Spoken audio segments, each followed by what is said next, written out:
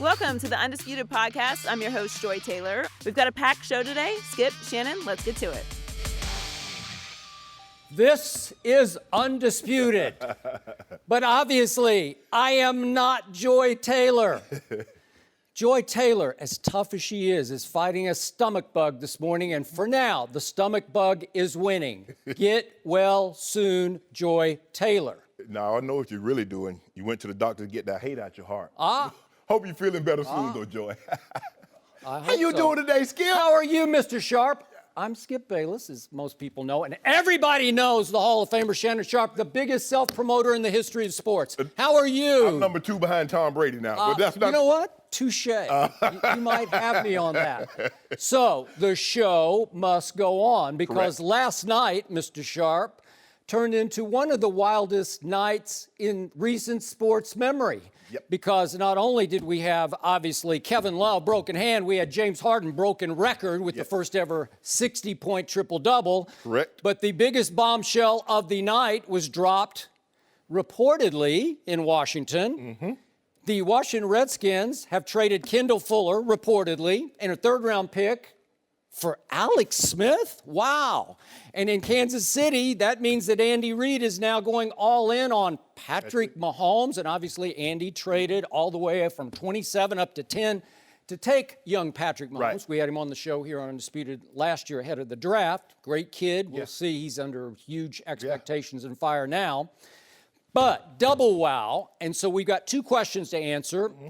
The first question is, was it a good move for the Redskins? And in a moment, we'll get to best fit for Kirk Cousins. But what do you think about the Redskins deal? I don't think it's a great move or even a good move for Washington because I believe all you've done, Skip, is that you're on the market for a new car, and all you did was get an older version of the car that you had.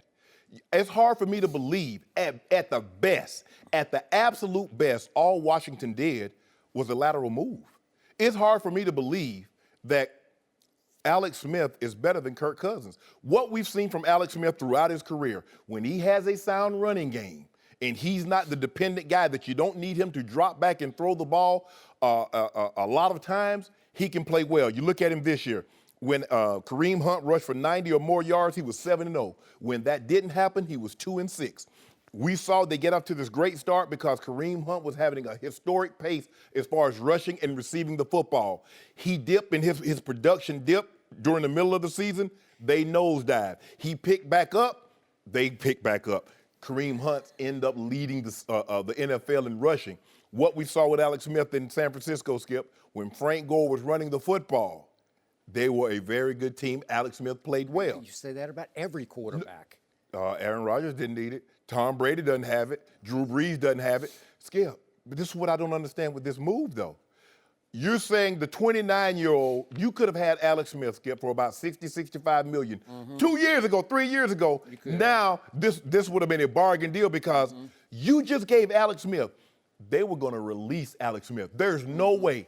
They saved $17 million. And you only bidding against yourself because everybody knows they're gonna release him. You don't move up 17 spots to take a guy at that position and then have him sit for 2 years. He played well. You saw enough the last game of the season in Denver. You're like, you know what? Patrick Mahomes is ready to play. Skip, I don't like this move. I don't know what Kirk Cousins did to Daniel Snyder or Bruce Allen, but this doesn't make sense to me. You wouldn't give Kirk Cousins $65 million guaranteed, $100 million, basically $20 million a year on a 5-year deal. But you just gave Alex Smith, who would turn 34 in about 5 or 6 months, $71 guaranteed? Skip, this makes no sense to me. But it's Washington. It explains a lot. They have had their problems picking quarterbacks in the past. They had their problem with Donovan McNabb. That did not work out. No. They traded the sun and the moon to trade up for RG3, and it really worked out for 1 year, and then it didn't work out as an all-time collapse bust after that. Correct. I'm going to speak first to you, Mr. Sharpe, as a longtime Cowboy fan, a lifelong Cowboy fan. I fear Alex Smith much more than I fear Kirk Cousins, or as his GM called him, Kurt Cousins. The reason I fear Alex Smith is he's a much better Kirk Cousins, and he has rounded into an all-around quarterback later in his life. The longer he's played, the better he's gotten. And I got to tell you, these last 2 years, albeit under Andy Reid's tutelage and guidance and play calling, he made the Pro Bowl 2 straight years. Kirk Cousins made any Pro Bowls? No. Huh? I think he made a couple. He made a few. Okay, but again, is he that guy? Is he a franchise face of the franchise quarterback?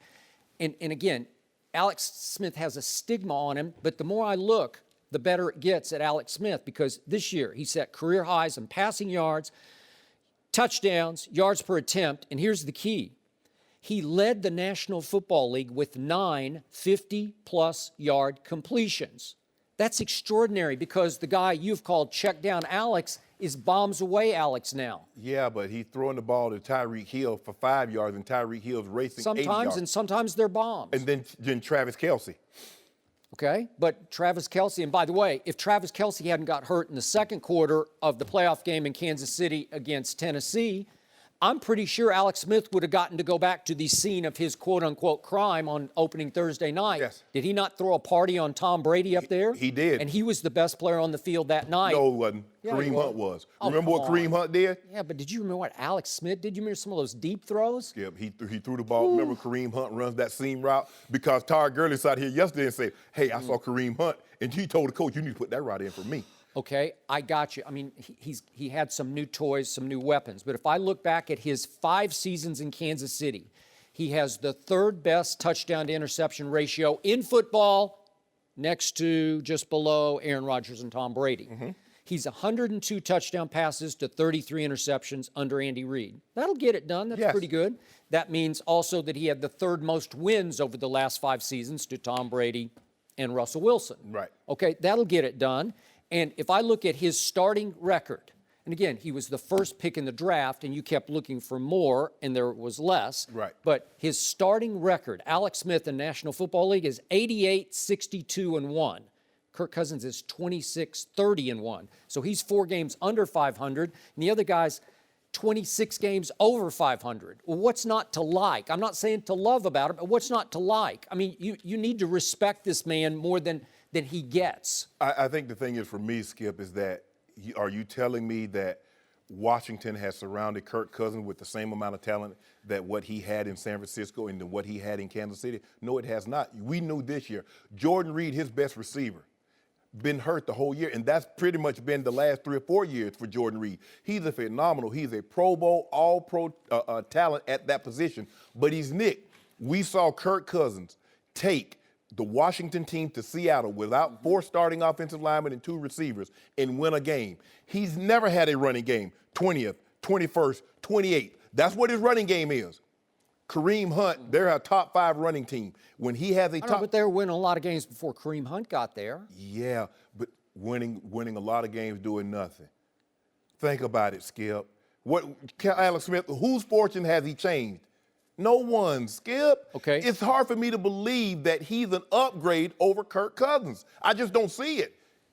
So, to me, I've always said about Alex Smith, he's an underappreciated underachiever because he was the first overall pick, and you keep saying, oh, well, show me something, show me big, show me Aaron Rodgers-esque. No, it was Aaron Rodgers' draft where Aaron went down at 22nd. Yeah, 24th or something something like that. Yeah, and Alex goes 1, and Jim Harbaugh replaced Alex Smith in midstream and midseason with Colin Kaepernick, and Super Bowl happened. Right. So, again, I think he's achieved more than you give him credit for. But I've said this from the start about Kirk Cousins, and I will stick by this, and you will learn to eat these words at some point. Kirk Cousins is an underconfident overachiever who was drafted in the 4th round and is never quite sure of himself. And as a fandom, you can't be sure of him because he will take you to the threshold and he will leave you at the altar. When you just think you can trust him, you can't trust him. And to me, his signature play of his time in Washington was the went to church play. It's last year against the Cowboys in Washington, and they're up 23-20, Redskins are, driving, and he's throwing into his end zone, and he throws to Barry Church of the Dallas Cowboys. And Dak takes it the other way, 80 yards, and the Cowboys win 27-23. You have to close that deal. So guess what? Kirk Cousins, against some not very good Cowboy teams, but overall, he winds up 1-6 against Dallas.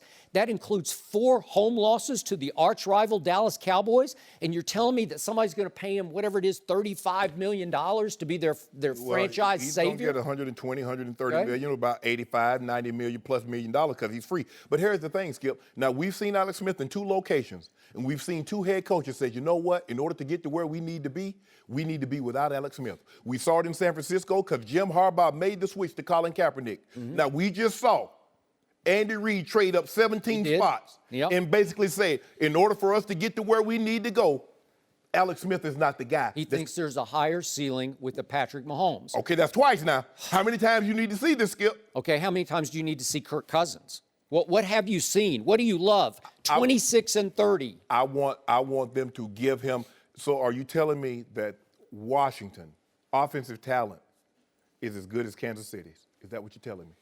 No, not quite, but they had some players. Now, if they would have stayed healthy, Jordan Reed can play. Yeah. But what Washington did, they kept betting against themselves. They kept betting that Kirk Cousins was going to fail, and so you have to give him $20 million. You have to give him $24 million, and that's against your cap. And but so last spring they offered him $53 guaranteed for the next 2 years, and he rejected it. And they just gave Alex Smith 71. All right. So he was right to reject it. Okay, is Alex Smith Tom Brady? Obviously he's not. Is he Aaron Rodgers? No, he's not. And you could throw in Ben Roethlisberger and Drew Brees, but there's a second echelon of pretty good quarterbacks, and Alex Smith is in that. And then there's a third echelon of never quite trust, and that's Alex Smith. No, because he's in that next group. Because you got he's not going to throw interceptions. So he's not in the group with Russell Wilson. He's not in there with Cam. He's not in there with Carson Wentz. He's not in that group, Skip. You got to come on down. Is he Matthew Stafford? No, you got to come on down, Skip.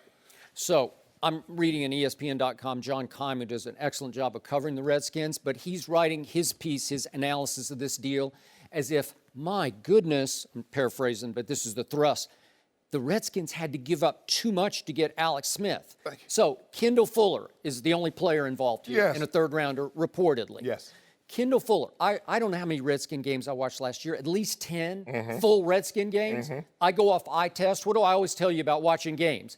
Does so-and-so leap off the screen where I say, whew, boy, that Kendall Fuller's a player. I know he's a nice player. Right. Third-round pick, Virginia Tech. I get that. He's got 2 brothers playing from Chicago and New Orleans. Okay, I get that. Good football family. Did he ever leap off the screen where you said, that Kendall Fuller, he's turned into one of the best lockdown corners in the league? Well, he's one of the top slot corners, and now you're going to get an opportunity to pair him with Peters. Is he a game changer? Is he a difference maker?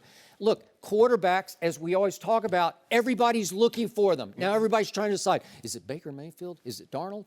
Is it Josh Allen? Is it Josh Rosen? You know, like you're trying to, which one is which? And you know they're going to swing and miss on probably 3 out of those 4 kids. Skip, here's the thing. Washington was betting against they're bidding against themselves. Here's a guy. Alex Smith is not going to be on the Chiefs roster. 17 million. So let me get this right. Well, you don't know that for a fact. You get a third rounder and a player. Okay, but Alex Smith. But that's a steal. Seriously, that is a steal for a quarterback to give up a slot corner and a third-round pick. And by the way, you're going to get back a third-round pick in compensation for Kirk Cousins in 2019. So it's kind of a wash, but kind of a wash. And again, Kendall Fuller, it's a quarterback.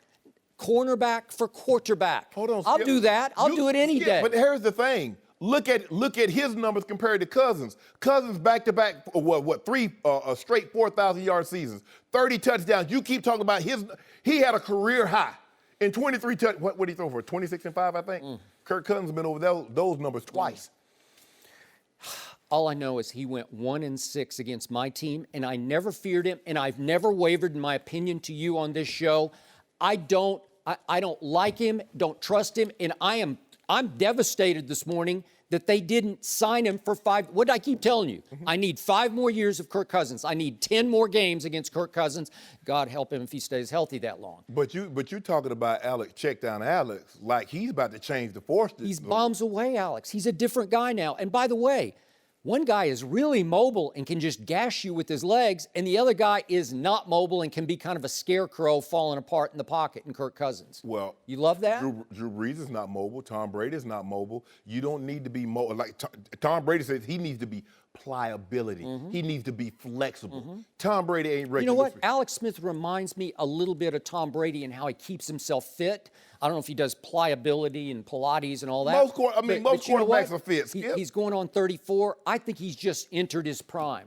And he ran for 6 yards a carry last year. Yeah. He's dangerous. He can run. Like, he's underrated dangerous. He did lose at home up 18 to Marcus Mariota. That happened on his watch, Skip Bayless. He did lose his best receiver in Travis Kelce. But if you're telling me check down Alex is that guy, he's got delivered Kansas City from evil. I'm just telling you, he is better than Kirk Cousins. I disagree because you're up 18. Skip, do you forget what happened in Indy when they had the 20-plus point lead? Do you forget that? That happened on his watch. It did, but they were decimated by injuries that day on both sides. They lost every running back. They lost both edge rushers on defense. Do you remember that? If he's that guy, he got to bring us home. I gave you a 100-yard lead in a 200-yard race. You got to limp it home.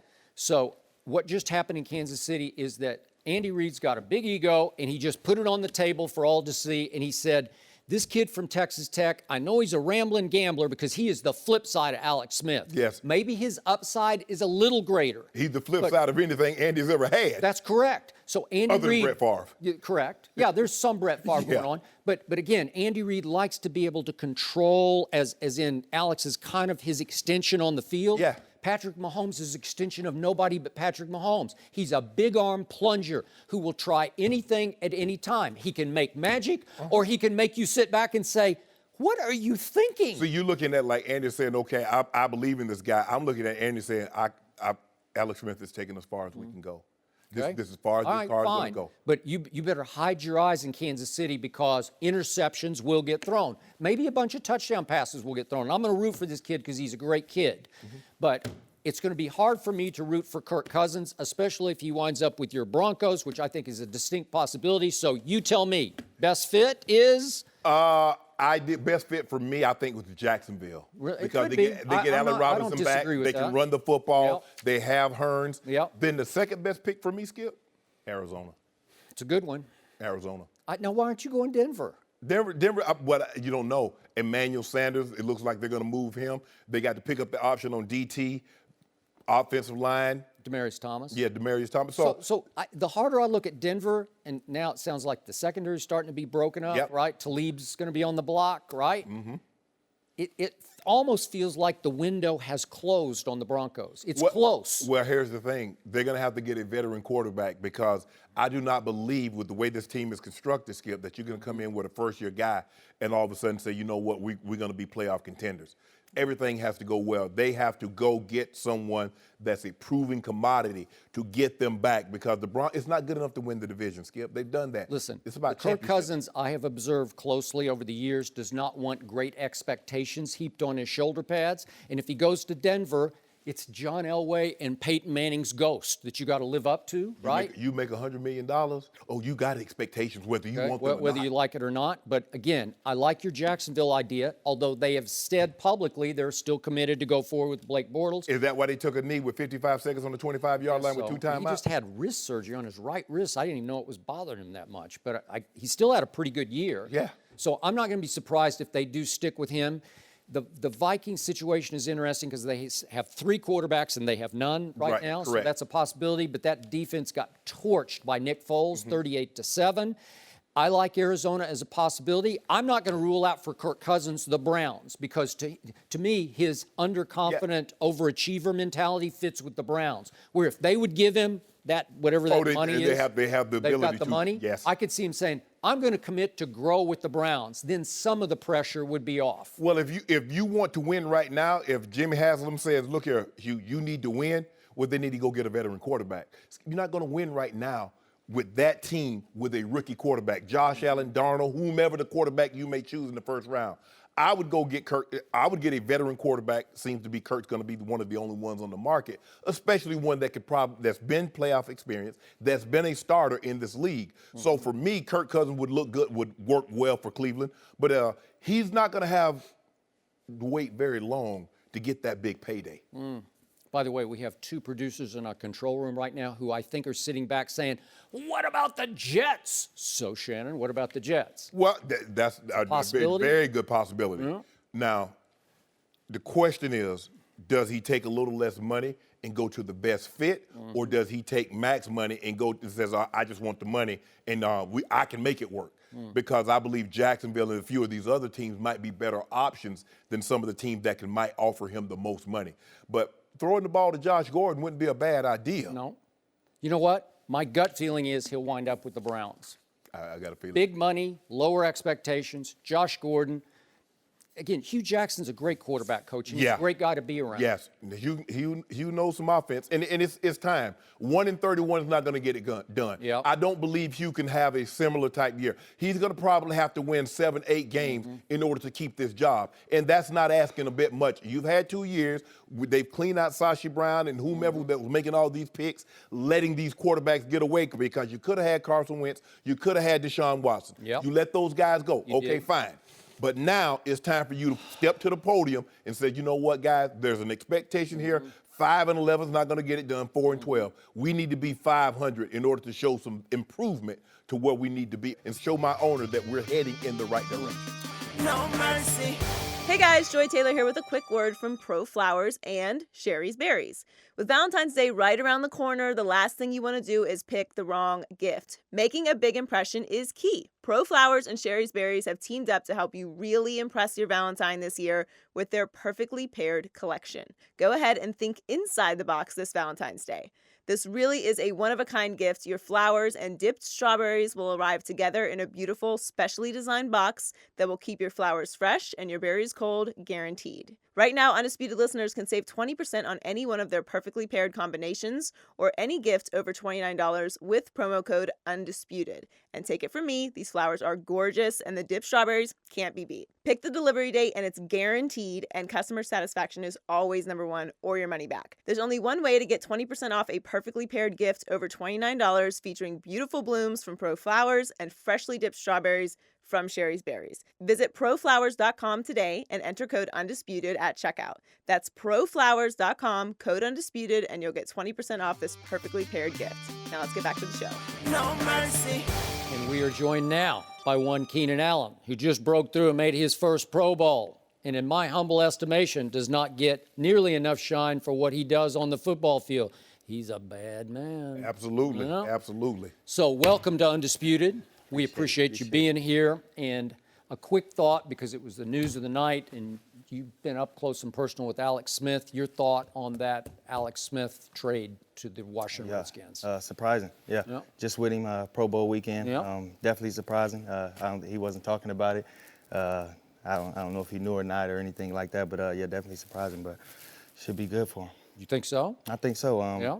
Same kind of quarterback as Kirk Cousins. I think a little bit more in age.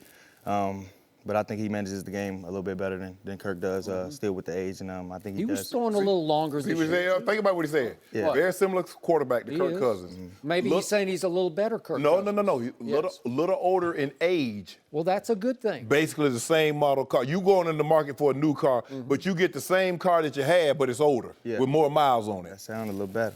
Okay, but does he look like he's beat up and winding down in his career, Alex Smith? No, I don't think so. It was a 4-year extension, so I feel like he can play that out. So Yeah. Right He's now. kind of Brady-esque in how he keeps himself. Oh, Well, he man, is. stop. He is. Yeah, he just don't. Oh, I don't feel quite right. I'm a Yeah. little queasy today. Well, now you don't have to deal with him a Yeah. couple times a year, right? Right, that's true. So, what didn't happen to get you guys over the hump as a team this year? Because I was a big fan of yours. I thought Yeah. you were going to break through and steal the AFC West, and man, you came close. And by the way, Alex Smith was the guy who stopped you from Yeah, doing that. tough guy, man. Like I Yeah. said, he managed the game well. Yeah. But yeah, man, we just got slow start. I think you're trying to figure everything out, trying to get everybody the ball, which is fine. But when it's time to win a game, I think we got to start getting our guys the ball, which is what we started to do once everything settled down. So and, you're once saying we started maybe winning. you didn't get the ball enough early on? Skip. Maybe? Well, Skip. that's kinda, Skip. yeah, am I right? Skip. Is that what I just heard? Skip. That ain't why. But I mean, There's some truth yeah, to that, right? Yeah. And by the way, Yeah, your I did. kickers cost you games the Definitely, first couple most of definitely. games. Yeah, that hurt. Yeah. Tell us about Anthony Lynn. Anthony was a former teammate of mine. What type of coach is he? Great coach, I think. I think he led us in the right way. I just think early on, like I said, it took him too long to get everybody in the right places at the right time, just to get us all going in the right direction. But once we got there, man, we looked good. So I think, going into this next year, I think he got us in the right place. So, quick bit of background on this young man. Greensboro, North Carolina, that area, right? Yes, sir. 5-star recruit. Bama wants him, Clemson wants him, Tennessee, everybody, Michigan, they all want him. But you're playing DB as well as receiver, right? I was ranked as a DB. He's ranked top as a DB. And suddenly he chooses to go 3,000 miles away to Berkeley, California, in Cal. Why? My brother, quarterback. He was at the University of Buffalo with Turner Gill. Turner Gill transferred. I think he went to Kansas. So he transferred as well, and he liked Jeff Tepper. So that's where we went. Is that a good choice? Yeah, I didn't care where I went. I was probably going to be gone in 3, so that's the way I was looking at it. Ooh, I like that. That's how I was going. Well, this game this is on Sunday. You have a very unique perspective because you played both teams. Okay. Put up huge numbers against the Eagles, 5 for $138, loss in week 4, 4 catches, 61 yards, and 21-13 loss in week 8. We hear all this talk about the New England Patriots and Tom Brady, and rightfully so. But how good is their defense? They're good. They're good. Their schemes, their discipline, I think, is the best in the league for sure. Hands down, I think the way they game plan, Patricia does an amazing job putting them boys in good position. It's hard to pick them. It's hard to do all that. So you just got to be on your A game, and you got to make tough plays. Philly, how good is their defense? They're great as well. Fast, physical. They can put pressure on the talk. quarterback. Yeah, that boy Graham. Whoo. Really? He Brandon game changer. Graham? Game changer. Really? I like him. Even Game more changer. than Fletcher Cox is a game changer. I ain't gonna say all that, but he a game changer though. Okay. Yeah. So are you leaning Philly in the game? I think they can play with him, but 12. 12? 12. That's what I keep trying to tell him. But I he keep trying might to tell not play 84 the about 12. thumb. Oh, no, might not he play. playing. He playing. No, he's not where he needs to be. easy. He's not where he needs to be right Nah, he now. gonna play. Oh, my bad, Skip. Yeah. So let's talk about Keenan Allen. Again, you're a fantasy wonder, and you won a lot of people a lot of fantasy games and leagues, yet you don't yet get the shine of the top, of a The Julio, the ABs, the Odell Beckham Jr. those guys. So how do you feel about that? What can you do to change that, or do you even care about all of the above? I don't care about it. I do know. I'm probably the best. I am the best in the league. Really? Ooh. No question. I can do what those guys do. What they doing, I'm doing it. No question about it. It's just as far as football, those guys are in a big media. We don't have a lot of games out there on TV like that. So as far as that, I feel like they you're get a now lot more. playing in Los Angeles, Well, now we are, California. yeah. So now it's about winning. Once we win Okay, those so games. you just said you're the best receiver in the league. Most definitely. Okay, and why is that? What do you do that's better than others? Get open against anything. I don't see nobody covering me. No coverage. No two people covering you? No 2 people. Feels looking this way. How you had the kidney injury. 2015, you was off to a roaring start. Yeah. 15 catches 1 week. You had 2 games where you're over 150 yards receiving in the first 6 weeks. You get the kidney injury. You're out for the season. You come back looking to have a bounce back year in 2016. The ACL injury. Mm-hmm. How much did the missing 2 years and Keenan Allen not being mentioned played into how people view you now? A big play. It looked like, I don't want to put it on nobody, but it looked like Derrick Rose, just getting hurt, getting hurt. But, when I'm out there, you see the stats, you see what's going on, and, that's what I'm trying to be consistent So what in. makes you, in your estimation, the best? Is it speed, quickness, savvy, route running, what? Heart? Probably my smoothness, and just the way I play, my style. There's a lot of swag into it. It's different. Define smoothness. Smoothness, AI, Allen Iverson, just to put it in perspective. Ooh, I like this. Watching you play, everything looks the same speed. You running the go route, it looks the same. You running the out route, you take off like you're running the go and you fall off the table. Right. You run the bang, the skinny post. Everything looks the same. So DBs can't get a tell on what you're doing. Some guys, they gonna dig in and run the goal. Or some guys, they do a lot of dancing and they like, bro, you're not going deep. Yeah. You're not gonna go deep looking at the quarterback. Okay, Right. so I know you're about to pull up. I think it comes with reputation. Obviously, me and Phil do it a lot. I know where he wants me. I know where I have to get to. I know the timing that I have to get to it. And, once I think you have an understanding of the game and seeing the coverage and seeing everything, you know when to do stuff, how to do stuff, and, how to beat the guy in front of you. So, How much does it mean to you to play with a guy who could wind up in the Hall of Fame, and Philip Rivers? Just do you have a connection or rapport? I think it has a great deal to do with the success that I'm having for sure. Phil, unbelievable quarterback, unbelievable leader, and the position that he puts us in as a team, is great. So what's the expectations for this year? You finished 9-7. You barely missed the playoffs. What's the expectation of this LA Chargers team going into 2018? The first goal, we got to win the division. We got to go win it. Alex just left, Right. so hopefully we got to take advantage of that and just go pound that division, win that, and after that, once we get in the race, I feel like we have a good. So, me being a Cowboy fan, I got to ask one last painful question, because you just Cowboy. tore us apart on Thanksgiving. You had a feast on Thanksgiving Yes, at yep. Jerry World. How easy was that to pick that defense to pieces? Easy is hard to say, Skip. Yeah. It's the NFL. It's not easy, but it was fun. It was definitely fun. Pitch and catch, for sure. Pitch and catch. Pitch and catch. Pitch and catch.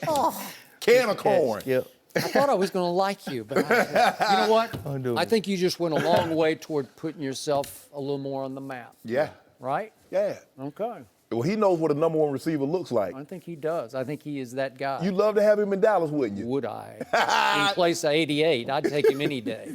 Come on. We appreciate you. Thank you very much. Thank you, bro. Appreciate it. No mercy. My hand, it's getting better. I mean, it's not quite where I want to be. So I'm just trying to protect it the best way I can. It's obviously a very important part of my body for a quarterback. So I just want it to be as healthy as possible for the game on Sunday. So it's Under Armour just made it for me. It's a great glove. It's got a lot of recovery in it, and that's what I need this time. Welcome back, Joy Taylor. Oh, wait a minute. You're not Joy Taylor. I feel like the host of the show right now. What do you got for us? It's Michael In the Vick. driver's seat. Joy Taylor, get well soon. She's a little under Well, the weather, Joy. fighting that stomach bug. But I've been fighting this guy over an ongoing raging debate that we've had for a couple of weeks now. Yeah. And he is claiming that one Tom Brady is exaggerating and embellishing the severity of the laceration on his throwing hand, laying it on thick. You played a little quarterback in your day. Yeah. What is your take on this issue?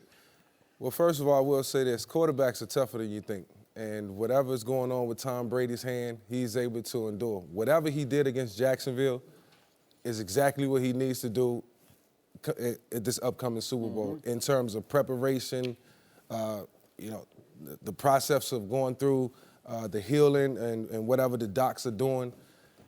This just adds to Tom Brady's legacy. He's just a heroic guy. I think you just it'll stepped in his be trap. one of the headlines. Tom Brady goes into the game and goes 26 for 38, 298 yards, and 3 touchdowns. I like those numbers. I'll take Possibly those. the same way he did against Jacksonville. So whatever he did against the Jacksonville Jaguars, and whatever has led to this point, and if it's a digression, a regression in the healing process, then it's a lot to be concerned about. Yep. But as of right now, I think this just adds to Tom Brady's legacy. I think people are making a bigger deal than their hand than what it seems to be. My shoes brown, but that's not the real color. That's Tom Brady bull jive I've been stepping in. What happened to your socks? This That only only makes knows Tom Brady better. But It's situations like this that only makes Tom Brady better. He Bro, thrives in these type of situations. just adding that yeast. He loves the added drama. Oh! And it makes him play harder. Look at Skip.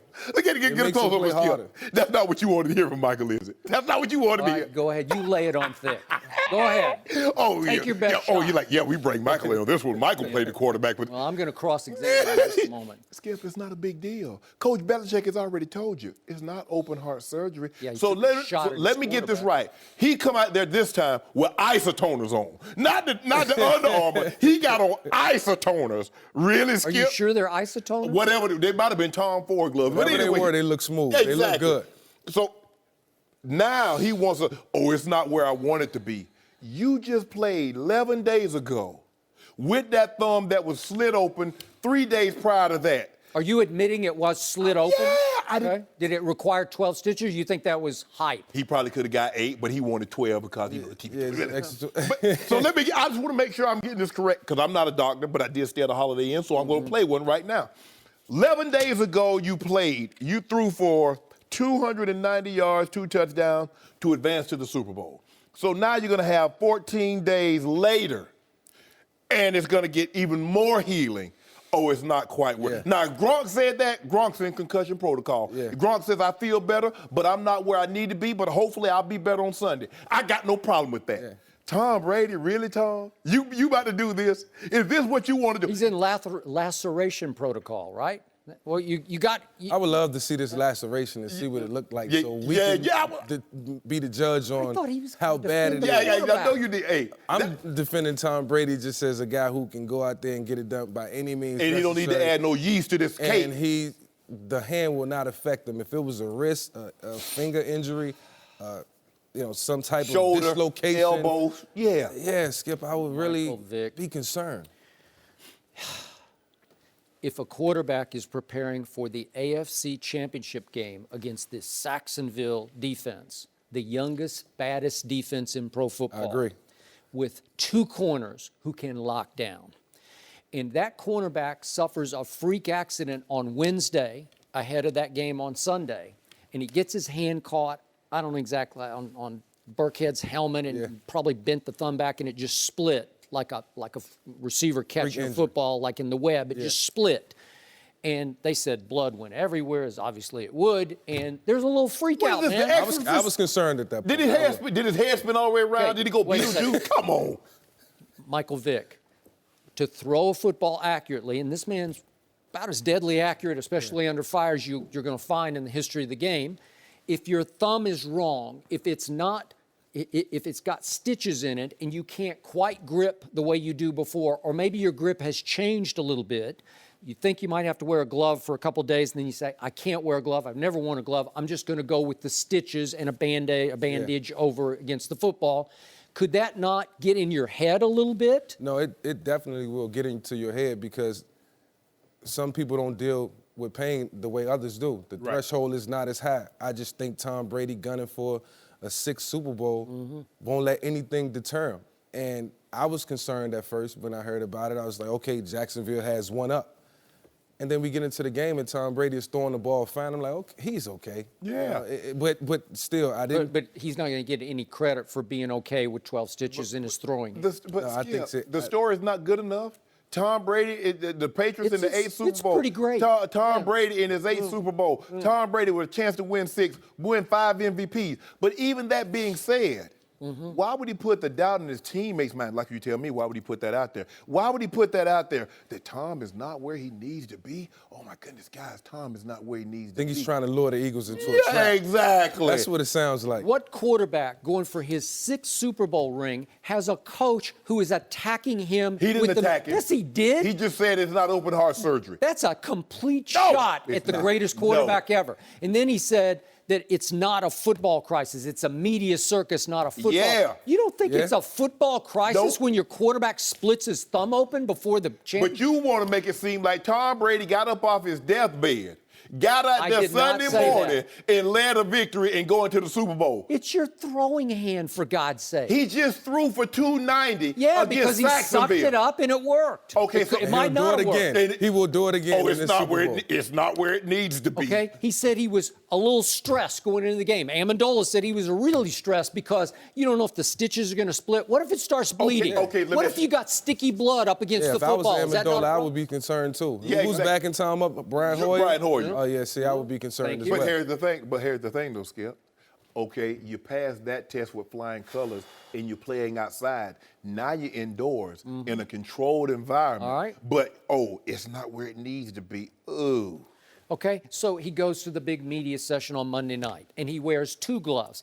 But he knows, because he's been through it a couple times before, hasn't he? Yeah. He knows he's going to have to shake a whole bunch of hands. So he's got the two gloves on because he's got a right glove on to protect. He's dapping everybody up. He ain't shaking no hands. He's doing like this. giving the He pound. shook everybody's He ain't hand. shaking He nobody's had to stand up on stage. I watched it. They had the four, like, I guess they're captains and the four captains of the Eagles. And you have to go across and shake all the four hands plus the coach's hands. If I'm Nick Foles, Okay. I've squeezed it. Okay. All right. Well, so what's wrong with wearing a glove then? Well, seriously. And He now, showed with both. okay, and what do we just talk about? Alex Guerrero. It's cult-like. So Alex Guerrero clearly has talked Tom Brady into some glove. I don't know if it's from Under Armour, if it's a recovery glove. And Tom is convinced if he wears this glove all week, it will only speed the healing process. That's an isotoner. Okay, well, whatever it is, I don't know where it came from, but he says it Out of works. So box. what do I tell you?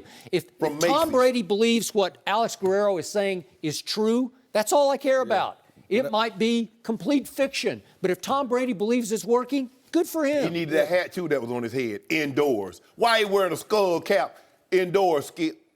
He also wore a big wide brim cap. for a Yeah, while. exactly. Whatever, I don't know, maybe whatever he's- it is, he better have some Neosporin on that cut, and it better be healing fast. But maybe he's coming out of a shell a little bit after all And these coming years. to- yeah, does promote he not Tom. deserve to have a little acclaim, a little attention? He really gets, Mike, isn't the That's story? what it is, attention. Thank you. Isn't the story enough? We got a 40-year-old quarterback that's going to win his third MVP, that's playing in his 8th Super Bowl with a chance to win his 6th. Hold on, Shannon. You said that's going to win his third MVP? No MVP of the regular Okay. season. Oh, the regular season. Yeah, Gotcha, yeah, he's gotcha. going to win his third MVP. And I'm like, isn't that enough? No, I got to add some use to the story because Yeah. I need it to grow Yeah. or cut. It's not cut, I'm really worried. Did it happen? 11 For a days while, ago. you were acting like he faked the whole cut. 11 days ago. I really thought it was over with, and then He brought it back 11 up. days ago. Michael Vick 11 is days ripping ago- Tom He Brady. ain't I'm not Yes, he ripping is. Tom. Tom's Yes, my you boy. are. Tom know I love him, like I love, other 31 quarterbacks in the National Football League. All right. But, for this to surface right now, He it brought it concerned up. me. I'm glad we're having this discussion because I want to know if Tom Brady's 100%, and we need He him is. at 100%. He is on 100%. Sunday to make this game competitive. Trying to psych somebody out. It's not working. It's not working. But Fletcher Cox, you know. No mercy. Our next guest needs no introduction. We're talking about America's team. We're talking about Mr. Cowboy. We're talking about Jason Witten. And Jason, before I get to all of our good football questions, tell us what you're doing with Schwann's. Yeah, I partnered up with Schwann's, offering the ultimate meal package and letting fans know that they'll deliver it anywhere to them. And it's great in Dallas. We did an event there offering some underprivileged families where Schwann's came in and donated a bunch of food to them. And so doing the same thing in Minneapolis. For every new order, they're giving $5 to a food bank here in Minneapolis. So great stuff going on. Good for you. And by the way, Jason's joining us obviously live from Minneapolis. And Jason, I want you to know that here recently on Undisputed, we've had Bryce Butler, we've had Orlando Scandrick in studio sitting right over here in this chair. They have been very outspoken about what's going on and hasn't gone on with your Dallas Cowboys. So give us your highly controversial inside insight into why you guys struggled last year. Well, it's a perfect fit, Skip, because you guys are one of the quieter shows out there. Yep, so it's we great are. to be on Yep, with you. yep. I tell you what, I can't go anywhere. Do okay here and there in year 16, and have a little bit of success. Can't do anything. Can't swing a stick without somebody talking about Shannon and talking all that trash. So look, he's one of those guys that I looked up to as I came into this league and admired the way he played, and he was such a great player and ambassador for the position. For now, a young guy, back then, a young guy for me to be able to watch. And I got so much tape on Shannon, I can go for months looking at that tape. So anyways. And by the way, just for those who are just joining us about this, this has been going on for what now, a year or so? Yeah. And Shannon Sharpe still believes with all his heart and the soles of his shoes that he could outrun Jason Witten right now as Shannon approaches age 50. In his street shoes, he says, which is obviously preposterous, but that's what Shannon thinks. So defend yourself, Shannon Sharpe. Well, maybe not these street shoes and maybe not these pants, because these pants I have on right now is like guitar strings. They're really tight. But I just do, I do, Jason. That's not to diminish you. I just have the utmost confidence in me. And, in watching you week in and week out, you move the chains, you get the job done. But I think I can take you, Jason. I really do, honestly. Your response, Well, Jason. you understand, Shannon. You know, oftentimes you guys forget. You know, if Shannon, it's not. He pretends as if he averaged like 19 yards a catch. You know, going down there the way he ran, but he mastered it. He's one of the guys I learned it from, is playing this position. You know, oftentimes the guys across from you are faster and more athletic. So leverage, top of the routes. You know, doing the different disguises. He was so good off the line of scrimmage, getting separation. And so, you know, I just kind of stole that blueprint he created and try to move the chains and try to win some of these games and hopefully compete for a championship one day. And by the way, Jason, you have now lasted 1 year longer in the National Football League than Shannon Sharpe lasted.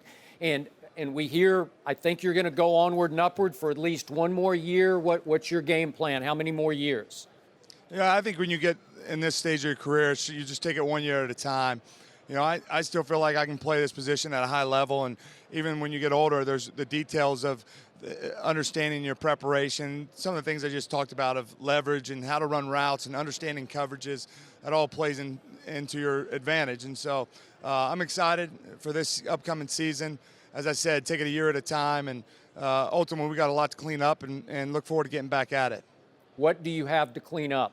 Well, I just think as a whole, we didn't play as well. Offensively, we didn't play to what our formula is. That's been a strength of ours. You look back in 2016, going 13-3, our offense, certainly we were able to lead the league in rushing. And I thought this year we were able to run the ball really well. But collectively, we weren't able to make enough big plays down the stretch offensively to give ourselves a chance to compete and score points.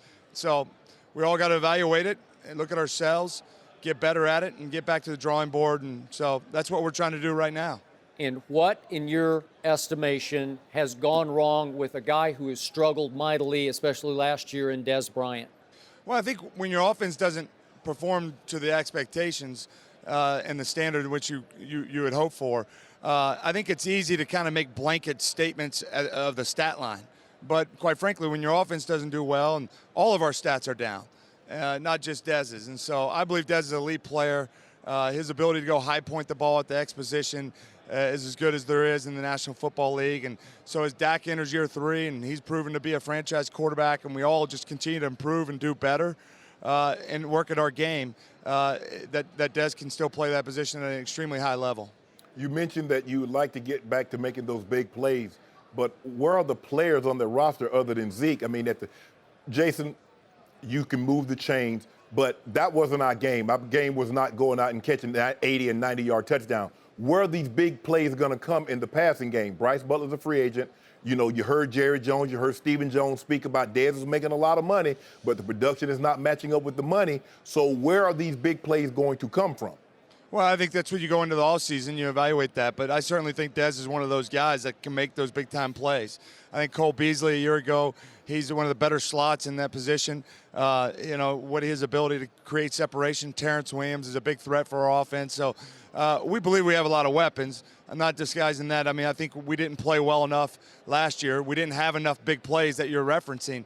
And we didn't have the results. But I still believe we have the guys that can do that at a premier level. Some of those that I just mentioned between Williams and Beasley and certainly Dez that can really stretch the field and get those big plays that you're talking about. If you don't mind me asking, let's address the elephant in the room.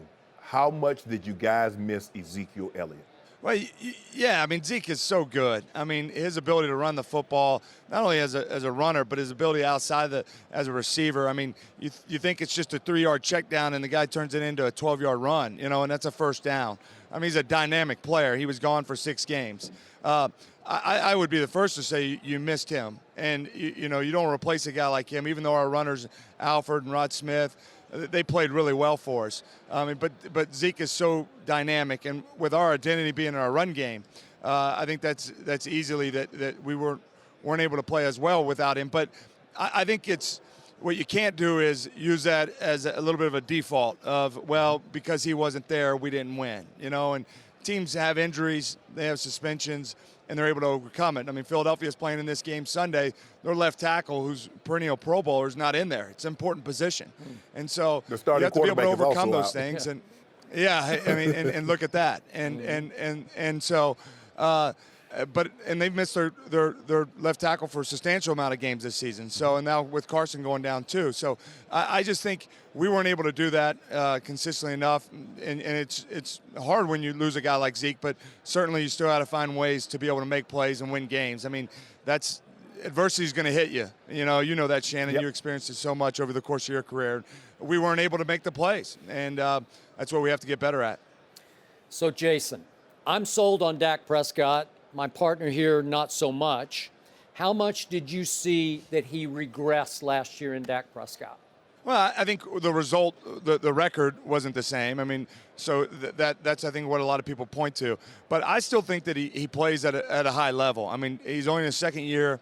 He doesn't turn the ball over. He's an incredible competitor. He loves the game. He has all the intangibles as a leader. How he works, prepares, studies. He has a great concept for the game and understanding coverages, and he's just going to continue to play well. I think he would be the first to say that, as we all would, that we got to play better. But I do think you can build your football team around him. I think he is a dynamic player in person, and I think our core is really good. I like our football team. Big reason why I want to come back and be a part of it is because I like the men in that room, and they're competitive. They love playing, and I think we can compete. So. Ultimately, Dak's somebody that's a key position, and I think he has all the traits that you can build around. Get me fired up for next year. So, by the way, speaking of those Eagles, Jason, you get to see him or have to see him twice a year. They're looking pretty strong right now. What shot are you giving them against Tom Brady and Bill Belichick? Well, I'm giving them a really good shot. I mean, obviously, Bill and Tom, they have the formula. I mean, they have the blueprint and how they work and prepare, and great players and coaches. But I think with Philadelphia, what you don't realize is in this offense, with the RPO action that they got and what Doug's put in, they stay ahead of the change so much with the way they run it. And then they're able to it's a run to everybody, and then boom, it just becomes a little bit of a pop pass to the tight end. And they do it the same thing on the outside. And so I think if they're able to stay ahead of the chains the way this offense is built, that Doug Peterson's brought in, then they'll have a chance. I mean, their defense is really good. They got a number of pass rushers that get to the quarterback. The back end, Jim Schwartz is under that Belichick tree, so he understands disguising coverages. Those guys understand it well. I mean, certainly it's Tom Brady and Gronkowski and a lot of big-time players on the other side who've played and won these games a lot. So I think Philadelphia's got more chance than people are probably giving them credit for. Jason, we appreciate you, and we look forward to seeing the Dallas Cowboys in this game next year, right? We hope so. Appreciate you guys having me on. Thanks for coming on with us, Jason. No mercy. Eddie House is back in the house here on Undisputed. Welcome back. Thank you. I'm good. How you doing? Guess who is at it again on social media? LeBron James strikes again, and Shannon Sharpe. Could you please read what he just posted on Instagram? I want to read it verbatim, but why you do LeBron like this? Well, you do him like this. No, you do it. Well, do you All have he says, when you become lazy, when you are lazy, you become disrespectful to those who believe in you. Ooh, that's deep. Who he talking to, Skip? That's cryptic. It ain't cryptic. You know what he mean. He said some of y'all lunching. That's passive aggressive. Is it? And then so what does it mean? I don't know. They just had a team meeting though, didn't they? Oh, did they? I'm saying they just had a team meeting. called that meeting. It wasn't. And they blamed everything on Kevin Love. Said it was here. And Okay. I think they have internal issues. Obviously, we see that. Correct. And the problem is that the internal problem is the guys that have the problem are the problem. The guys that aren't showing up, the guys that aren't. Because, I mean, Kevin Love, you got to look at Kevin Love he was not the problem. He's the second best player on the team. For anybody to call him out in a team meeting when he's putting up these numbers like this, I mean, and when they're not doing their job, I mean, They mad at you him got to for look yourself in the mirror and say, man, am I doing my job first before I start pointing fingers? Teddy Bruschi says it best. Don't point your finger, point the thumb. Right. And I think that's what a lot of these guys need to do. And, LeBron calling them out right now, in front of he probably did it in the meeting. Right. But this is for the world to see. And I think he's sick and tired of them being last in defense. They're bottom 10 in every category. Yes. And they don't have any business. They have too much talent to be at the bottom of every defensive statistical category. Even though they're older, pride should come into play and say, you know what? I'm just not going to just let this guy go by me all night. Look, Stanley Johnson, he was a lottery pick, so clearly he got talent. But Skip, the dude had a career high against you. Mm-hmm. I mean, and everybody in the starting lineup had basically 20, except Ish Smith, he had 19. Well, you don't see that very often. No. I mean, it's a layup line. Nobody can keep anybody in front of him. And then when you slide to help, he kicking the guy getting the layup or the guy getting the mid-range shot or three. And you know what? That's the problem. They're not showing help. They're reacting, and then they have to get back. And they're not playing for each other. That's the bottom line. Right. You know, first you play for yourself, family, but you have to actually play for your teammates. And they look like they're not playing for each other. It's hard to keep a guy in front of you. Yeah. Everybody's talented. But when you get beat, there should be somebody there. And Pat Riley said it best. You have to help the helper that helped the helper. And they're not even on the first help. Yeah. And you played for Pat Riley. Yes, I did. Because it's simple, Skip. That ain't my man. My man didn't get beat. Right. But you play for the Cavaliers. So he just got a bucket on the Cavaliers. So, could you do me a favor? Could Yeah. you read that one more time? I done lost it. I can't get it in my head exactly because it's so cryptic. It's so, not cryptic. Yes, it is. He's saying if you're lazy, If you're lazy, you're being disrespectful to the people that believe in you. I believed in you. Everybody that's on this roster except you, Isaiah, you're here because of me. Everybody that's on this roster except you, Isaiah, you're here because of me. What about Jay Crowder? Yeah, he part of the trade. Okay. All that trade. So if you came as part of the package deal, the trade, other than that, D-Wade, Channing, JR, Sean, Tristan, Kevin, Kyle Korver. okay, in the break, when you first showed me that cryptic post, Yes. my first thought, I'm going to give LeBron a break here.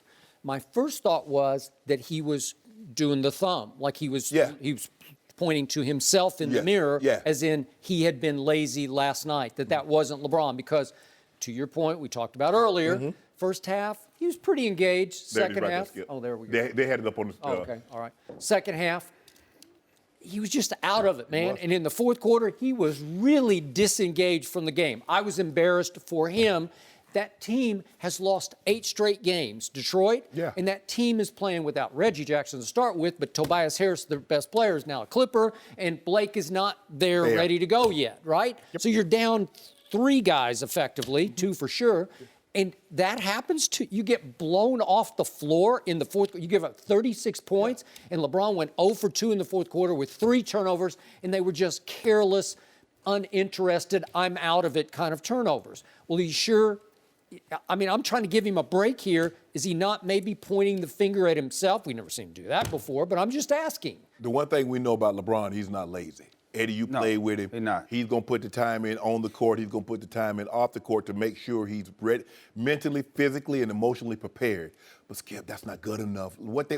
So who's he calling? Who's he calling out? I want to know. I think the whole team. Yeah. I think everybody needs Lazy? Yeah. I mean, Ty Lue, everybody. you get lazy too. Ty Lue, you getting fat over there now. You getting fat? Hey, Ty Lue. Is that from you or from LeBron? Hey, all I'm saying is we hold everybody accountable. LeBron James camp, he holds everybody accountable. And you know what? To hold the coach accountable, it's like when they fired Jay Kidd. I think sometimes it's a raw deal. Right. Because the coach can give you a game plan. It's up to you, the players, to go out there Implement it. and implement it. Correct. And also do it the right way. Right. And play hard and play for each other. When you stop playing for each other, then and that's what you see. You see the one time where Jay Crowder steps over Kevin Love. You know, when Kevin Love's on the ground, he literally steps over, looks at him and steps over. That tells me that there's internal problems because you play for your brother. As soon as you see him down, you run over and pick up. You look at all the teams that are winning. They do that. If a guy falls down on the ground, you might have all 4 guys rushing to him trying to pick him up. And I'm going to push you out the way. And if you're on the opposing team, I'm going to push you out the way so I can get to him to hip him up. And by the way, the other night, after we read, reportedly, that Isaiah Thomas called out Kevin Love and that aforesaid Eddie. team. And he just got He there. called him out? He just got there? And see, that's the problem, too. And not only that he just got there, I think it doesn't matter who calls you out, it's how you do it. Right. You know, because we're all here and we all want the best and we're trying to get where we're going.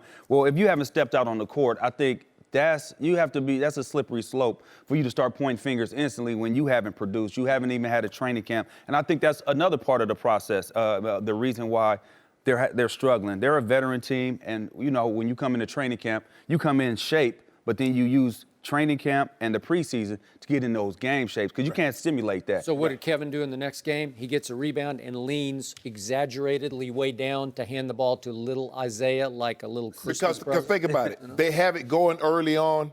Isaiah missed the first 30 games. They got their rotation. Okay, here come Isaiah comes back. They're trying to get a rotation. Now Kevin Love's gone. If you make a trade, even if you don't, Kevin Love come back. You got to try to find a rotation. He's going to be back, 2 weeks, 3 weeks before the playoff starts? Now you got to try to find a rotation that you're going to go to try to win 4 games with over the next 2 weeks. And look, they've been doing that all season. LeBron got hurt in training camp, so they weren't able to see what mix and match, what's working. They're doing this all on the fly right now. But you look at the standings, they're still third. They're still third, and you look below them, they're still going to make the playoffs. Struggling they are, still going to make the playoffs. I hope they're going to make the playoffs. They're going to make the plaweoffs. I don't see too many teams jumping in front of them, so they'll be like 3 or 4. Is that all you got to say for the Cleveland Cavaliers? No, that's a failure in itself right there. I mean, they weren't going to beat the Warriors anyway, especially the way they playing now. You off the bandwagon? You're talking like you're off. No, I'm not leaving Bron. Huh? Bron, look here. We know what this man is capable of, Skip. I'm still holding out hope that Dan Gilbert will make a move, make one of these old power moves, go get us DeAndre and Lou Williams. Hey, but so if they do that, y'all gonna give up that first round pick, right? So basically, they're gonna have to. They're gonna have to give that first round pick. LeBron won't stay. You got. That's the only reason. That's the only way that they could pull that off. You got to give up that first round pick, and then the Clippers are starting to look good, and your boy might be out here next year. No, they ain't got enough pieces. Gallinari. You want LeBron to go play with Gallinari? Oh, they got a lot of cap. Shannon Sharpe, I'm not going to let you off the hook. If, in fact, LeBron's not pointing the finger at himself with this lazy shot that he took passive-aggressively, who's he calling out? Why didn't he ever use names? Why don't you ever put names in? IT, you're lazy. I don't know, Kyle Korver, you're lazy. No. Why not? No. You can't do that. You can do anything you want. You're LeBron James. In the meeting. You do that in the meetings, yeah. And that's how if Isaiah had a problem with Kevin Love, he could have went to Kevin Love. He's like, Kev, what's up? He's like, I know that you weren't here this time, but I don't believe this is the first time that you left the arena. Address him like that. But you try to address this man, because you got to realize Kevin Love is still a man. Although you might think, oh, I was second team All-NBA and all this, and I'm no. You just arrived. One thing we know, LeBron isn't taking a shot at Kevin Love because he just broke his hand, so he can't be lazy, right? I want to know who's leaking this information, letting everybody know what happened in the team meeting. LeBron's camp. LeBron ain't. Because the team meeting that's something that's very sacred, precious. There, you have that meeting. I mean, ain't nobody coming out telling, the coach is always going to ask, hey, everything good in there? Yeah. Y'all okay? All we say is yes, and we keep it pushing. Right. But none of those things should ever come out. Yeah, like who leaked that information that Tom Brady hurt his thumb in practice? I don't know. Leak the information. You have to put on the injury report. It went on the injury report. Boston Globe got the story before he got to the injury report the next day. But that's neither here nor there. I've had enough of LeBron James. LeBron James will work his way through this. No mercy. Thanks for listening to the Undisputed Podcast. I'm Joy Taylor. We're back again tomorrow morning at 9:30 Eastern. We'll see you then. Fox Sports, one of one.